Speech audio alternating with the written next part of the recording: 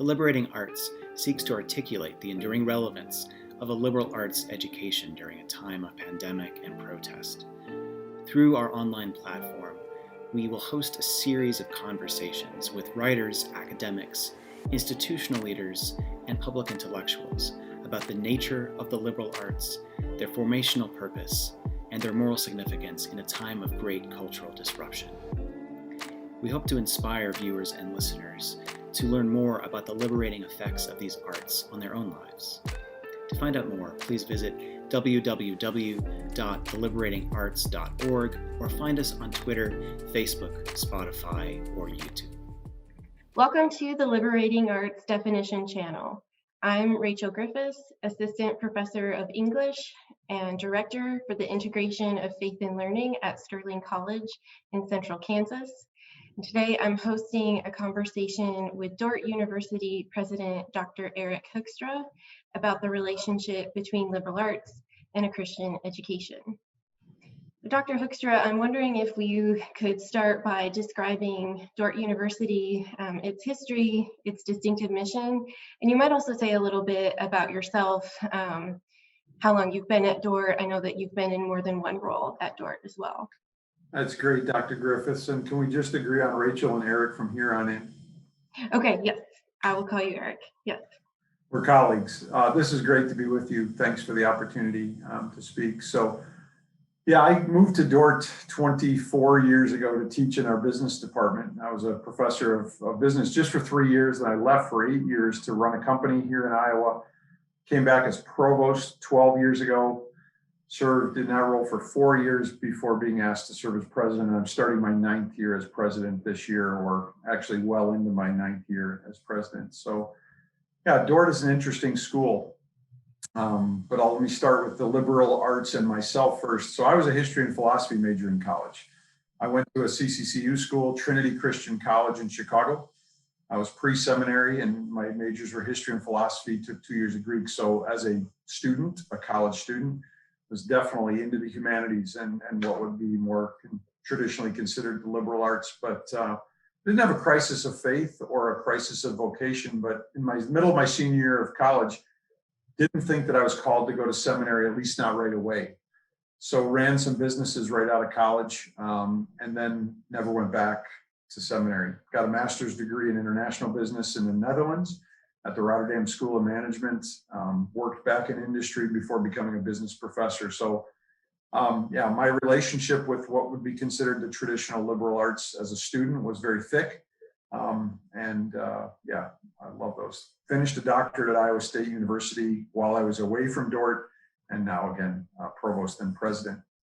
As it relates to Dordt University, Dordt is a very unique school in its relationship with liberal arts as well as a school itself. So started in 1955, pretty traditional first maybe 10 years. Prepared a lot of teachers. The reason this university was started was there was a dearth of teachers, particularly for Christian schools in the Midwest. Our religious tradition had sent most of our students prior to 1955 to Calvin University in Grand Rapids. The challenge for all these farm towns was those students wouldn't come back. They'd go to Grand Rapids to get a teaching degree and they'd stay out east. And the people out here were saying, we're sending all of our students away and we never get them back. So we need a college out here to prepare teachers for our particularly Christian schools. And so our teacher education is still our largest major at Dordt and has been part of our history for 65 years. But about 10 years in, Dordt's a reformed university. And one of the attributes of being a reformed university is this aspect that every occupation has equal standing in God's kingdom. Whether you're a plumber or a pastor, if you will, our calling is just unique to our image bearing in terms of who God created us to be. And so very quickly, Dordt started an agriculture major. Very quickly, Dordt started an engineering major. And those are now 2 of our top 5 programs. And so I kind of have this interesting relationship with Dordt. Sometimes some of our alumni will call Dordt a liberal arts college. And I gently correct them. I say, we are absolutely committed to the core. In fact, our engineering majors, I tease with our head of engineering. I say, really, if we would transcript our engineering majors differently, they would get the equivalent of a minor in the humanities simply by virtue of the amount of core they take at Dordt. But then they also pass the Fundamentals of Engineering exam that rates, let's say, rivaling Stanford University. So that's just by way of an introduction to myself and who Dordt is, and then a little bit on the liberal arts as well. Great, thank you for that introduction. I want to talk a little bit more about what you said about your gentle correction that Dordt is not a liberal arts institution. How would you define the liberal arts? And then how would you say a Christian education is different or doesn't fit, into that definition of the liberal arts? Thanks, Rachel. I want to be absolutely clear as I delineate these lines that Dordt is a school absolutely committed that every one of our students will take, credits in English, in history, in theology, in philosophy, in communications, in sociology, along with whatever major they have. So we are absolutely committed to those disciplines that would be more historically thought of as the liberal arts. I guess very technically, if we go into Carnegie and those kind of things, I see a liberal arts college or liberal arts university that has the majority of their majors majoring in those fields. That's how I would say, okay, that's one line of delineation. Then when I hear schools in the CCCU call themselves a Christian liberal arts college, I take it up at two different levels. One is then I'd ask them to say, do most of your majors is the majority of your majors within those disciplines that would be considered in the humanities or in the traditional liberal arts? And if then you're a Christian college, then I think you're okay calling yourself a Christian liberal arts college. But I think many of our schools, the CCCU schools, are a lot more like Dordt in that their majors are things like teacher education, engineering, in our case, agriculture, business, nursing. And then to call yourself a Christian liberal arts school, I just don't think, I think we've used liberal arts as a synonym, if you will, for a residential campus that has a high percentage of PhD professors teaching undergraduates, a very extensive student services and a residential component that talks about faith formation and social formation along with academic. That's become our synonym for what we mean by Christian liberal arts. And that's fine. I understand it from a marketing perspective that that's something that people understand. But then there's a second piece that I take on from a Christian worldview perspective is that my understanding, if you really go back and look at the tradition of the liberal arts, that some of that comes from a Greek-Roman piece that we are locked in bondage as humans until our minds are free. If you think of liberal, we have become free in our minds, or we become more human, or we express the flourishing of our full humanity when we study philosophy and English. And that's what liberates us from the life is what short, brutish, and that I absolutely go against as a Christian. That I don't think our learning is what makes us more image bearing or frees our minds. We are liberated through Christ's blood as atonement. And then we're liberated to live for him. And living for him then means carrying out our callings. And if our callings are, if you're to be a writer, well, then you need to study English and poetry and philosophy to be a great writer. Then you should study those disciplines that allow you to be who God called you to be. And then I would even say, if you're an engineer, I do think that to live out your full calling beyond just what you do at work for money, you're also going to be a parent. You're also going to be a community member. You're also going to be a voter. You're also going to be maybe a volunteer on school boards or church boards. Well, then I think it's incumbent on you to study the breadth of God's creation through the core program or through the liberal arts. But that's a distinction that I think when we say Christian liberal arts, we're actually adding two adjectives that have some inherent contradictory nature to them, if that makes sense to you and your listeners. Yeah, no, that's really, really helpful for thinking about something that predates Christianity, right? And I think that you're really drawing attention to important things that we need to think about. But if any of my faculty are listening to this, I just want to say one more time, we are absolutely committed to those disciplines that are historically thought of as liberal arts or the humanities or the core program for all of our students, because I don't just want technocrats that are in computer science or business or and that's all they are. I want them to be wise people, fully flourishing in the full image bearing that they're created in. So yeah, no, as a humanities faculty, I'm always happy to hear those kinds of things from my administrators as well. So I understand why it's important to say that.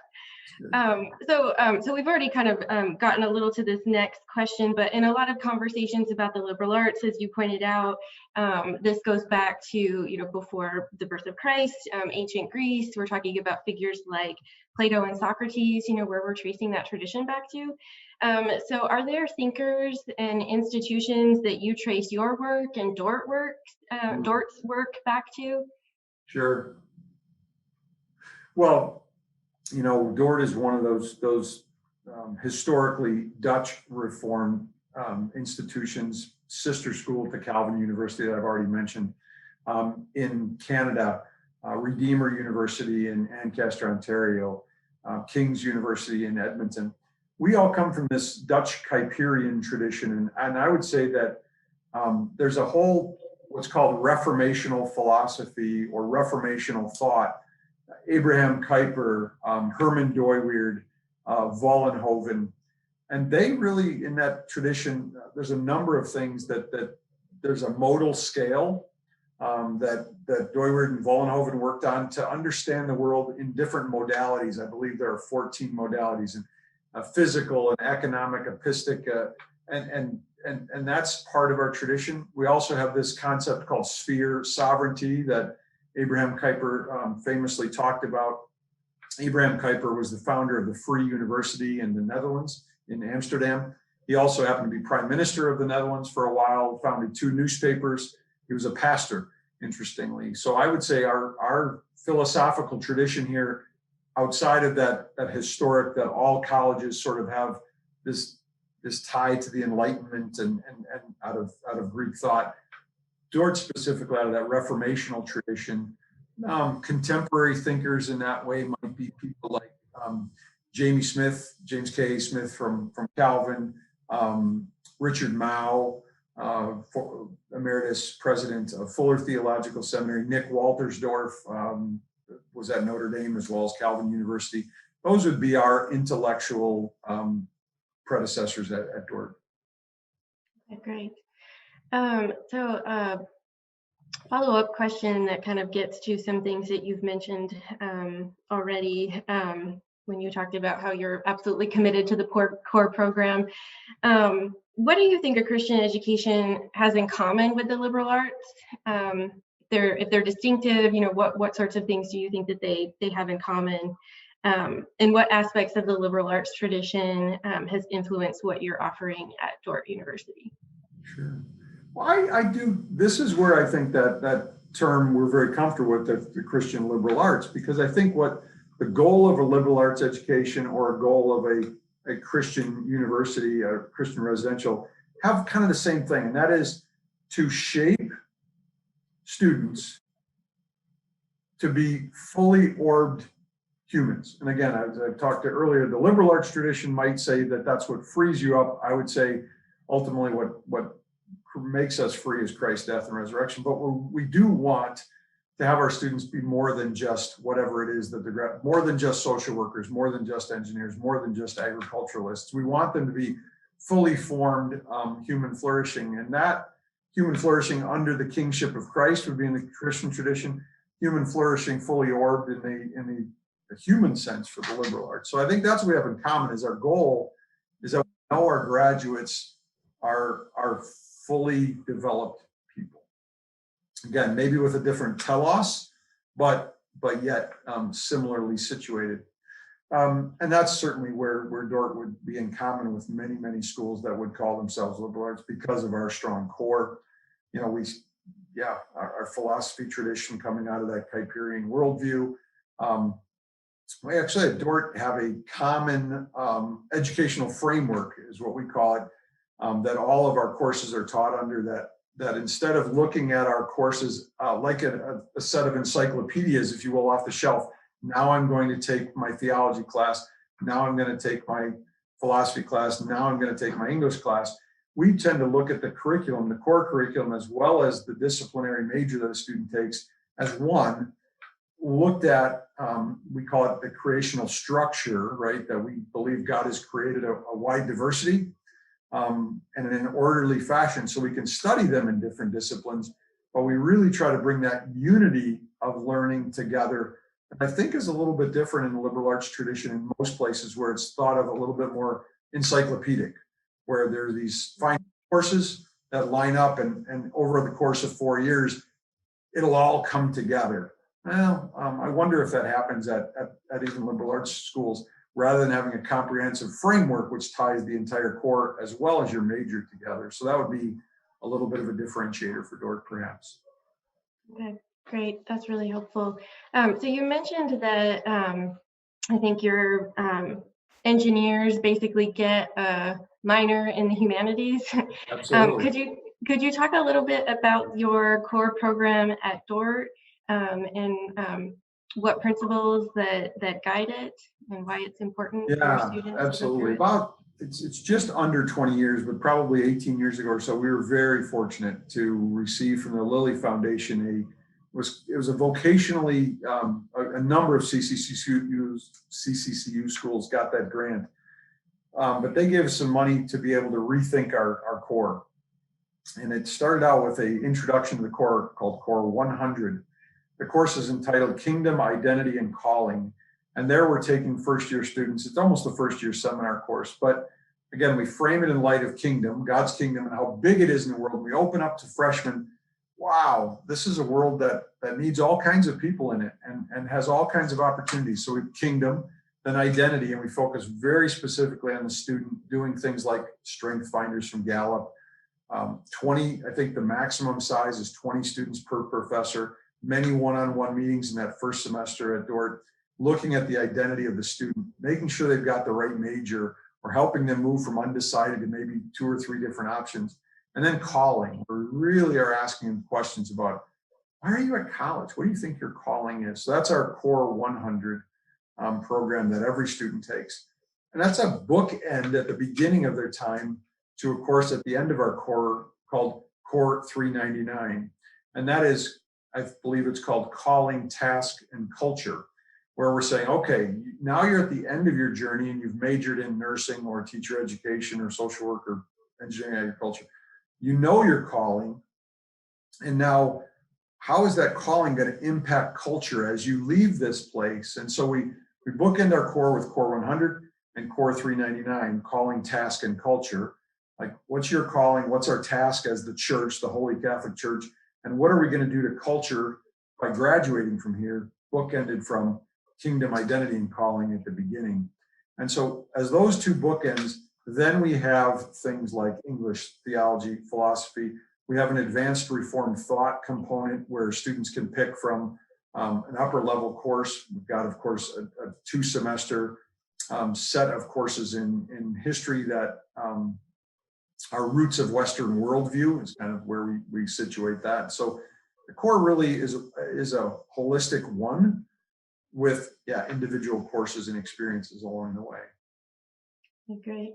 Are there particular strengths that you see in the core program for students who are going into some of the programs that you have that are a little bit more removed from the traditional liberal arts? So like your engineering students, the pre-professional programs? Tremendously. Again, I mentioned, our engineering students passed the fundamentals of engineering at I think our last rate was like 98% or something, 95%. Same thing in nursing. Our pass rates on the NCLEX exam are remarkable. What I hear from people who want to hire our engineers or our nurses is that our engineers bring with them a sensibility. It's partially about communication ability, let's go on the soft skills. Writing abilities for our engineers are exemplary. And what I see in the lives of our graduates is very soon in engineering firms, they're brought into leadership positions, and they're because they can, I think, if you will, they're more philosophical. they're better writers, they're better communicators. They see the world in that oneness more than just equations or stresses of a bridge or, parts to be machined. I just hear that from employers and our alumni that come back and say, now you trained me, you got me a good job as an engineer right out of Dordt. But then as I became a parent, as I became a volunteer in my community, as I sat on boards with other people, I realized, wow, Dordt actually prepared me to take on those bigger questions of life about, that are way outside of engineering or in nursing or those kind of things. So I do see it in the lives of our graduates that they are out there. And part of that is the good students we get at Dordt. I mean, again, I don't want to put so much on, Dordt takes these very poor students and makes them into these wonderful people. But it is true that because of our core, no matter what your major is, I think we are preparing you to live a life, not just get a job. And I see both of those. That's really wonderful, especially since I think a lot of students, when they're freshmen in particular, come to our campuses and they're asking us, okay, why do I have to take these courses that are in the core program or the gen eds? Or and I just don't hear much. I've heard that here and there. A student we might be recruiting them out of high school, and they think, well, I'm just going to go to community college and get my generals out of the way. I don't hear that much here. And in fact, if we ever do hear it in a recruiting visit, I always say, you know what? If anything, I'd rather have you at Dordt for your core. And again, then I want you to stay for all 4 years. But if you go and try to take your core elsewhere, let's say at a community college, and transfer it in, you're actually missing out on. And we're not the most transfer-friendly school. It's one of the things that challenges us a little bit is sometimes those students that have done that, they come and because of our core distinctiveness, and our faculty to some extent haven't allowed for a lot of, we're transfer-friendly, I don't want to get you wrong, but there's still components to our core that you kind of have to have either at a CCCU school, because we believe so strongly in the fact that when we're teaching English or college writing, we'll allow you to transfer college writing in from a community college. But we really hope not, because our college writing class isn't just about writing. And we're putting faith formation, philosophical ideas into that college writing class, that we really do think that our college writing class is distinctly Christian and different than what happens at a community college. And so, I can't remember what the question was, but I like my answer. No, you answered it perfectly. It was about the students in engineering and pre-professional programs and kind of what they're getting out of the core. So I think you said that your core program was revised 20 years ago. Is that about 20 years ago? We got the Lilly grant 20 years ago to do a first year seminar, and then I did about that same time. We then took a look at the entire core. That's true. So it's about 20 years since it's had any major revision, maybe 15 to 20. Yeah, okay, great. So I'm wondering if you face pressure to change the core program to reflect, things that students want. Sometimes that's less credits, and if you consider those changes positive or negative, and how you've responded to them as well. Well, Dordt is absolutely committed to getting students done in 4 years or less. In fact, we're seeing now, I would highlight our faculty in this one. Our faculty now has developed every course but one, I think, in our core online. And so we're offering those now as dual enrollment sections to high schools if they want them. And we're starting to get some real good pickup on that. We're also every summer, I think last summer we had 22 courses available online, and probably 15 of those were our core. Same professors, same pedagogy, again, delivered online as opposed to face-to-face, but same quality. And we've tested that out. When we first piloted this program, maybe 6 years ago, we piloted to make sure that the learning goals were just as robust. So we're seeing that piece of, because I'll throw out engineering. We do have the absolute minimum number of technical engineering and mathematics courses to allow to have an accredited engineering program. And I'll just tell you a funny story. the accreditors were here a couple of years ago when I was president, and they said, we're going to accredit Dordt, but we'd like to give you a little bit of feedback at the end of our visit. And I said, great. He said, you have the minimum number of technical classes to be a ABET accredited school. We'd like you to consider adding one or two yet physics or mathematics courses into your engineering program. And I stopped him short. I said, but a couple questions. I said, do you feel like the quality of our engineering grads meets the ABET standard? Well, of course, your pass rates are. I said, in talking to some of our alumni as they had their accreditation visit, you think that they're well prepared to be in the engineering? Oh, yes. I said, well, either you change your accreditation standards to add it into the minimum number or take this recommendation out of your report, because what I know about our students is technically they're well prepared. And when I talk to employers or our grads 10 years out, they're so grateful that they had so much core, because they realize that they're those bigger people, if you will. I said, so I'm sorry, I can't accept that in the accreditation report, and they took it out.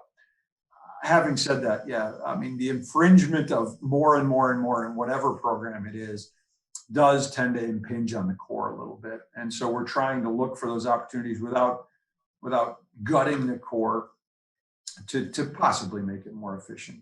That certainly is something that we're up against. But it's one of my favorite stories with the engineering accreditation. Yeah. And so that was coming from the accreditors. Do you hear that kind of feedback from the students? I don't. I got to tell you, I have every freshman over for dinner at my home. Historically, we've done it in groups of 40. And so my wife and I do 11 dinners every fall. This year during COVID, we had to split them into groups of 20 because the space and social distance. So we did 22 dinners. I got so sick of hearing myself tell the same stories to the students. But when I'm at table with these students, I always ask them, what's your favorite class? And for instance, our teacher education majors will always say Education 101. We have this sort of crazy superstar that teaches Ed 101. He inspires people. But beyond that, almost the most popular class that I hear amongst our freshmen is what would be considered our equivalent of Western Civ. It's called Roots of Western Worldview. 55 students in the class. Every freshman has to take it. 3 different professors teach it in our history department. And when I hear an engineering or nursing or business major say that their favorite class in their freshman year is Roots of Western Worldview, well, what president has that? I mean, that's the class where everybody's like, oh, I got to go take Western Civ, right? And memorize these dates and do all this. But this is Roots of Western Worldview. They're saying, here's a way to look at the world. And it comes from a tradition, and it's informed by scripture in the Christian worldview. And these profs just absolutely kill it. So it's a rare thing for me to hear students complain about the core at Dordt. It truly is, because we put our best professors on it. In many ways, we don't adjunct it out much. We're not a high adjunct school to begin with, but I think our faculties buy in to saying, if we're so about the core, then we need to sort of step in and teach it at its very highest level. And that's not just entertainment for the students, but when great education and meaningful learning goals with great professors are there, it doesn't become something that I can't wait to get done with my core class. Yeah, from time to time I hear a student, I came in undecided, so all I'm taking is core. And now there is that from time to time, but boy, I don't hear it much from our students. Yeah, that's wonderful. It makes me want to be in there with those professors teaching that class. Well, again, I would just highlight our history, and I try to, whenever I hear that, I go back to the history pod on my way back from lunch, and I say, hey, I had 2 more today. A business major and a nurse said Roots of Western Worldview is their favorite class. Keep it up, because they just do it. So I'd want to ask you about your ProTech program. Oh yes. Could you describe what the ProTech program is, and why Dordt decided to create these programs? Yeah, sorry, and if this gets too long, please forgive me, but I'll tell you how it first came to me. A parent had come back to campus and their child had graduated from Dordt maybe 6-7 years ago, but they came to campus for something. And I sat down and had a cup of coffee with them. It was, presidents do fundraising, right? So it was a fundraising visit.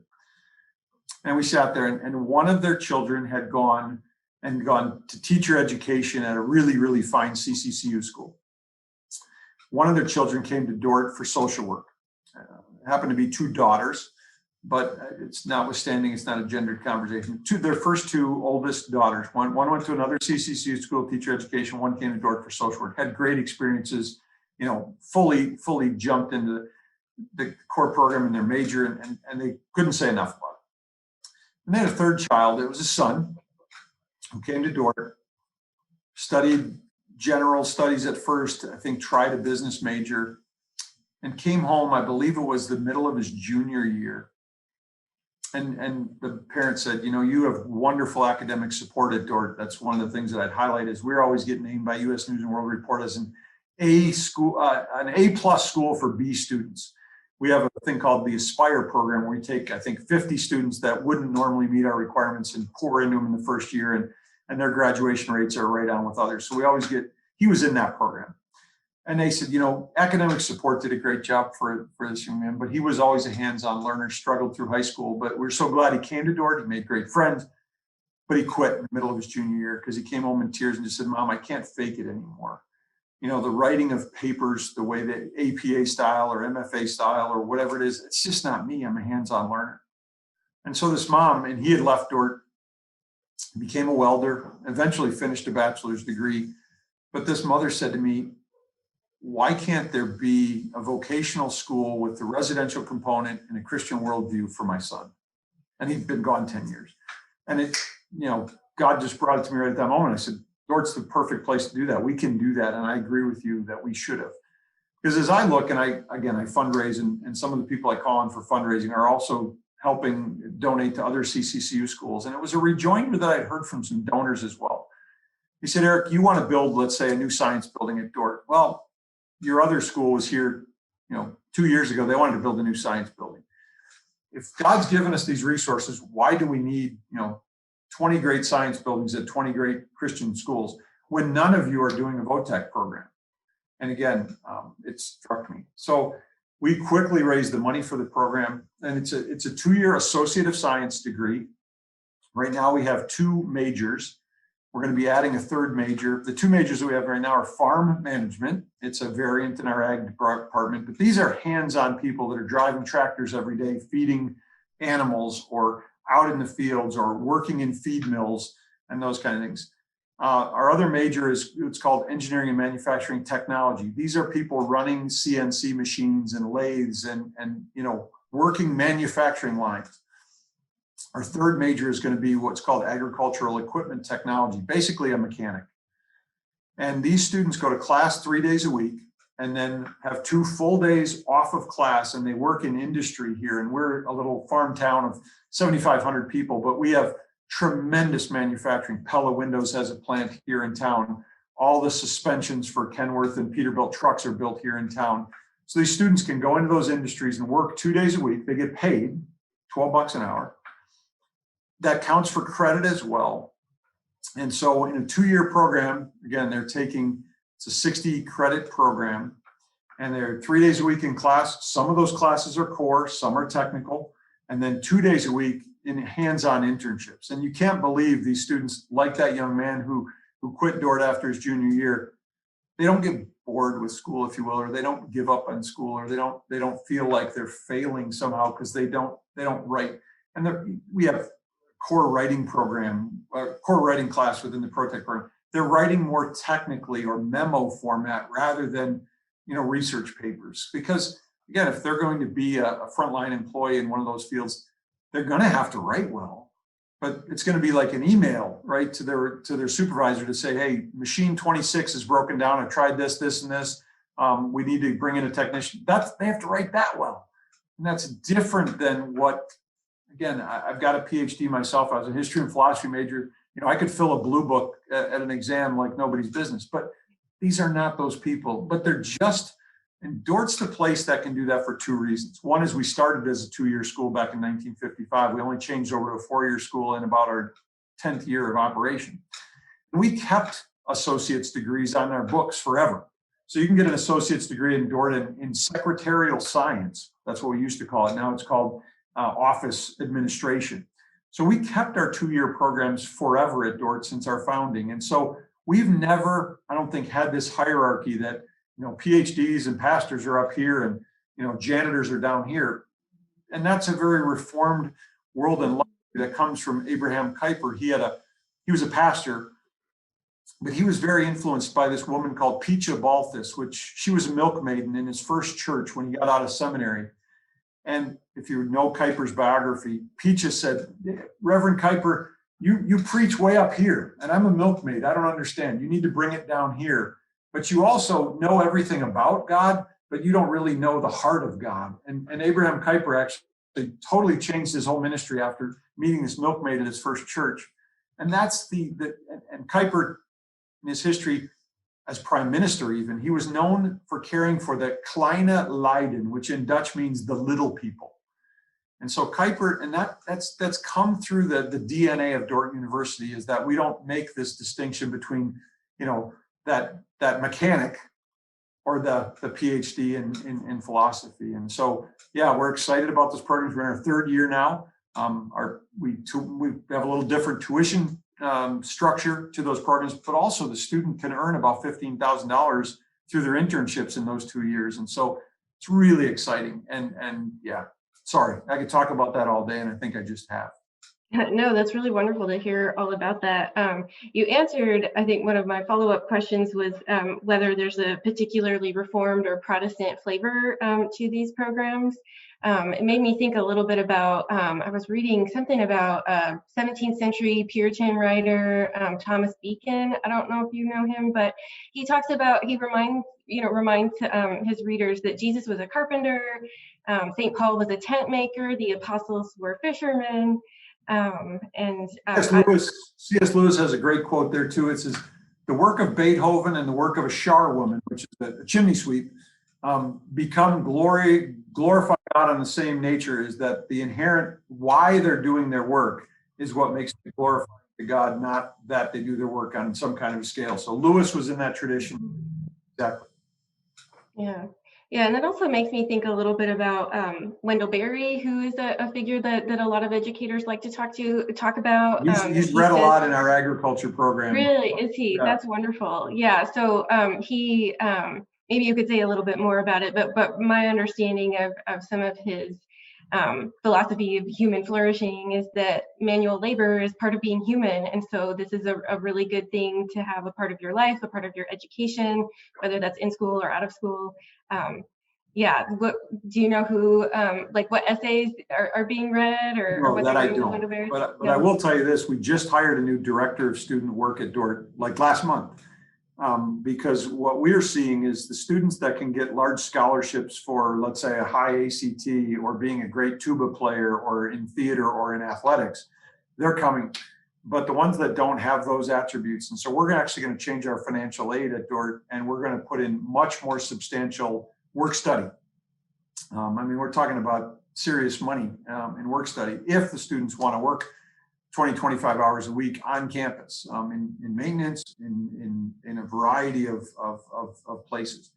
But we don't just want them to work, we want them to actually think about work through a Christian lens. And so this new director of student work will actually be almost the HR director for student work, and will have a curriculum of the nobility of work, even if you're washing dishes in the dining hall. That's God glorifying work. And yes, it's helping you afford your studies and those types of things. And again, so we're not going to become a work college like a College of the Ozarks or a Berea, but we do think that there's something in the core curriculum for our student work to be able to understand it in that manual labor Wendell Berry sense. And so we're excited about that. That'll be starting in the years to come. Yeah, that sounds really great. So the CCCU grant that we received, and the title of this program is The Liberating Arts.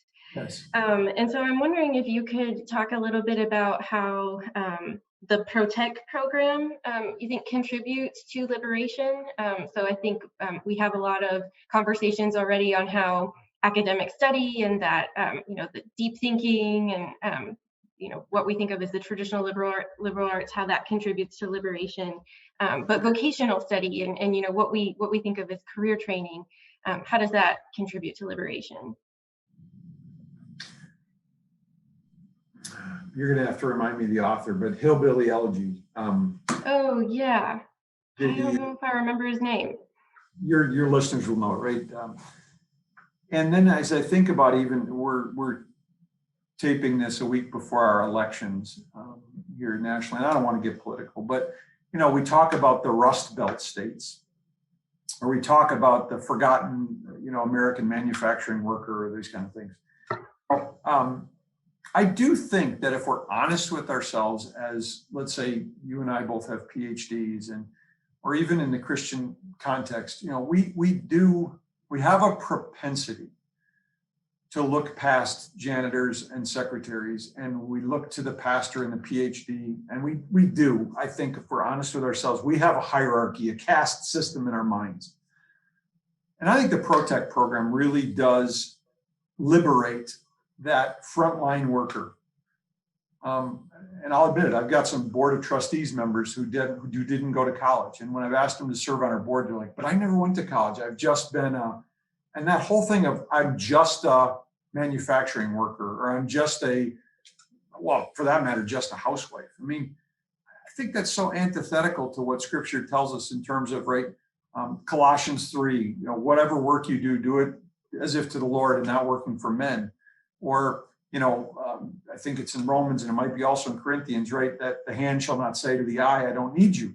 I mean, we need these people. But I think historically, because people who wear white collars and who write big reports and who understand financial statements if they're accountants, those are considered the high and mighty. And I think it's very, if you want to talk about liberating, to bring these students onto campus and to say, you're really, really, really smart in hands-on things. And we need them. And they live in the dorms, and they go to chapel, and they can participate. I just met two of our ProTech students. One plays in our orchestra, and one sings in our choir. And they said to me, he said, my other choice was to go to VOTech school back home. There's no band at VOTech school. There's no choir at VOTech school. And they're in the dorms, and we don't have special dorms for ProTech students. They're just mixed in with the rest, and they go out on the weekends, and they build relationships with one another. And I think that's very liberating for those students. But again, that's Dordt's history, that we never had big fights about whether we should have an agriculture department or an engineering department or a nursing department. Whereas I know at some of the very true, pristine liberal arts universities, they don't like those programs in the same way. And some of them have never added those programs because they consider them to be whatever, second class. I'm not going to get in that argument, but I think that's very liberating. That when we look at life and we look at God's ordered creation, that we need, janitors and secretaries, and we need plumbers and pastors. And that's very liberating, I think, for us to realize that our civilization is built off of all of these vocations, and God's kingdom is built off all these vocations, doing their work, much like it says in Colossians, as work to the Lord and not unto men. I think that's liberating. Mm-hmm. Yeah, no, that's a really wonderful response. It makes me think a little bit about in a lot of the circles that I run in, so I'm in humanities, that sometimes we talk about, if you're doing career training, that's somehow less than other endeavors that you might be pursuing with education. And I think that that's a problem, and that might have the effect of making it seem like there's a difference between the janitor and the lawyer, or the PhD or something, and No. that's definitely a problem. One thing I will tell you about Dordt that's unique. So I told you that we are here in a town of 7,500 people, and it's about an hour to the nearest airport.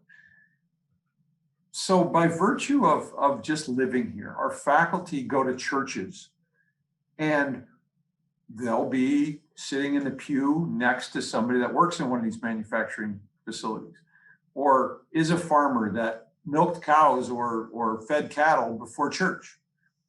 And so when they're having coffee after church, they have to have conversations with people who put food on the table, or that's their calling.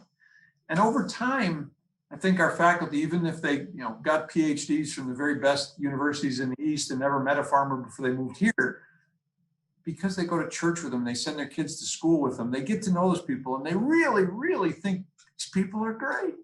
And then it gets away from that caste system. And I think our faculty really appreciate our pro-tech students, engineering and ag students.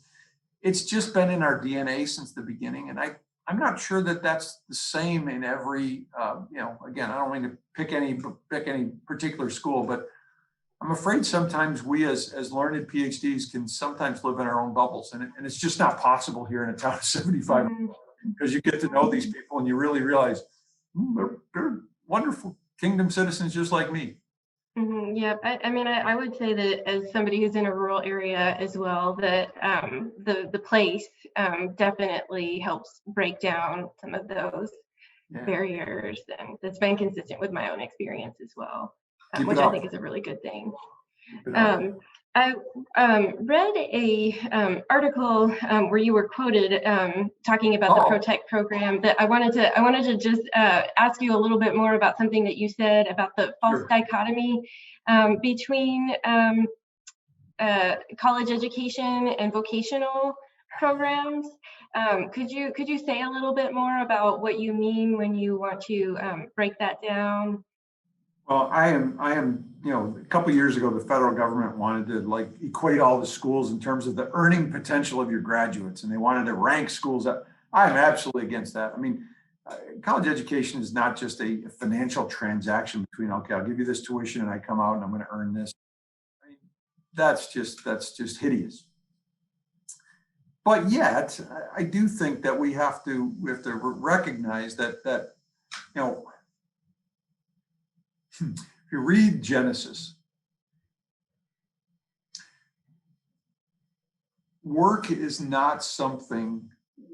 probably changed after the fall, but work was not something only given after the fall. Adam and Eve were created by God and were called to, that cultural mandate of fill the earth and subdue it. However, whatever translation you want. They were called to say, listen, God has created this world with all of its potential. And he gave us as his image bearers the opportunity to bring that forth, right? They didn't understand elemental compounds of methane or ethanol or plastics, or we can say whether plastics ever should, in terms of creation care, but all that potential was in there. And it's not the fall that made us go to work. It's the original creation. God was like, I had so much fun creating this in 6 days. As good as it is, I've created you in my image, and now you're going to take it from here. And I can't wait to see what you do with it. That's our vocation. And I think we have such a terrible idea of work in the modern context, because we all look at work as something, well, I only want to work 40 hours a week. Well, our work is something that is every day. Sundays, our work should look a little different. But we've taken on these human ways of looking at work as something to be avoided. Our vocation needs to be our full-orbed cultural development or creational mandate way.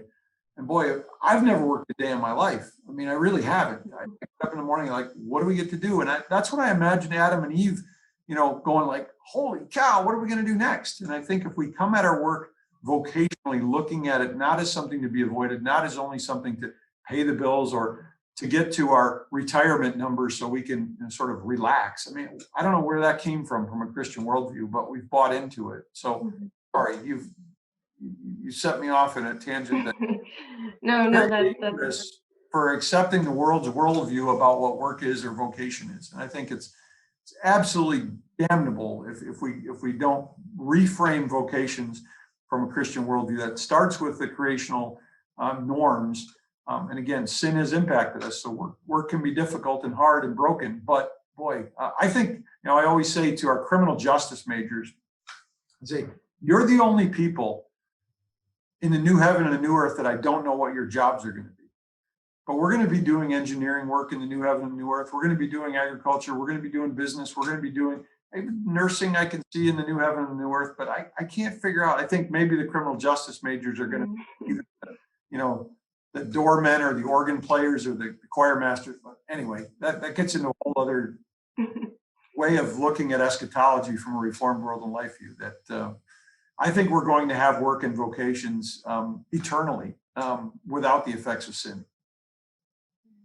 Yeah, that is a really interesting question. Also, what are the criminal justice people going to be doing? I don't know. Yeah, maybe some we'll need crowd control. Maybe in the, yeah, maybe around the Crystal Sea, we'll need crowd control. Maybe. The CCCU grant that funded the liberating arts was called Between Pandemic and Protest, and so it has a timely element. The grant was written over the summer when there were lots of protests, happening in different cities in the U.S. And also, of course, the COVID-19 pandemic, with keeping people at home, canceling travel, classes going online and things. So I'm wondering if any of these things, between pandemic and protest, have changed your perspective at all on Dordt's mission, or reinforced its importance, caused you to think about it in a little different way? I'll start with the pandemic because that's probably the most clear one to me. I do think that the pandemic, when I see people getting back into, I forget, like yarn sales and gardening sales were up, through the roof at the beginning of the pandemic. Home improvement, people are like taking care of their physical place. I do think the pandemic has helped us sort of get off of a treadmill of modernity. We were all chasing. I was on more airplanes in last January and February before the pandemic. And you kind of look at yourself now and go, do I need to be on all those airplanes?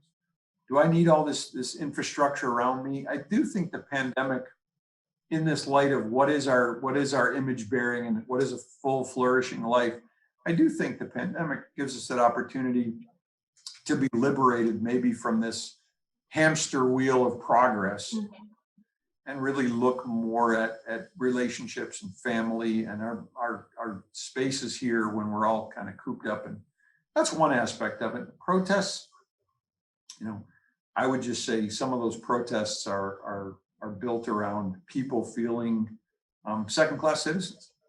And I think that, if we do the liberal arts teaching well at our colleges and universities, I think we can understand, what about pluralism. I think of John Inazu's book, Confident Pluralism. I think of Rich Mao's Uncommon Decency. We're going to see things differently. And again, we're taping this the week before the elections. We're going to see things differently, but how can we use the liberal arts to teach things like Rich Mao's Uncommon Decency, a book I'd recommend, well, most of our students read it through a variety of courses here, or John Inazu's Confident Pluralism. We're going to have to figure out how to, even though we differ, and again, the protests were often about race, and that is an unacceptable difference to ever, differentiate people about. But some of this is also just about different visions of the political solutions to our ailments, and we're going to have to learn to live. And I think the liberal arts can help us with that. Mm-hmm. Yeah, the interview that we recorded with Alan Noble for the Liberating Arts Project talks about that. So if you're interested in listening, that's a great one to look at how he talks specifically about how the liberal arts and reading and having an understanding of history and philosophy and social issues can help us think about these questions facing us in 2020. Yeah, he said it much better than I, but that's. Yeah. Was there anything else that you would like to say about Dordt or about your work that you think is relevant to this conversation? Yeah, only that I would encourage us all as CCCU schools, whether it's the pandemic or the protests, or just this kind of, what we're seeing in terms of mental health amongst young people today, or this feeling of lostness, we need to recognize that CCCU schools and the liberal arts tradition that we've talked extensively about in this interview, we are one of the great hopes of the world, because not only do we have education, which can help liberate people, we also have the story of Christ, both the creational structure and the coming to completion of the new heaven and new earth, but also the death and resurrection of Christ and his So we have hope for a world that I think desperately needs it. And again, modernity and smartphones and social media and liking and Facebook, and I mean, we need to realize that the CCCU schools and the liberal arts tradition has an antidote for what ails us. And I want us to all get out there and do our work with robustness as well as hopefulness, because I think there's something very, very needed in a culture today. That doesn't mean we all agree on everything we've talked about, but we are part of the solution and the antidote for what ails us as a society. And let's graduate those students and realize that even in our brokenness and our failings, Christ is working in and through us to bring those people out, to help bring a cup of cold water in Christ's name and to heal. So. Thank you so much. That's a wonderful word to end on. Thank you so much for your time and for having this conversation. And best of luck to you as you continue your work at Dordt. Rachel, thank you for including Dordt and myself in this. Blessings on your work as well. Thank you.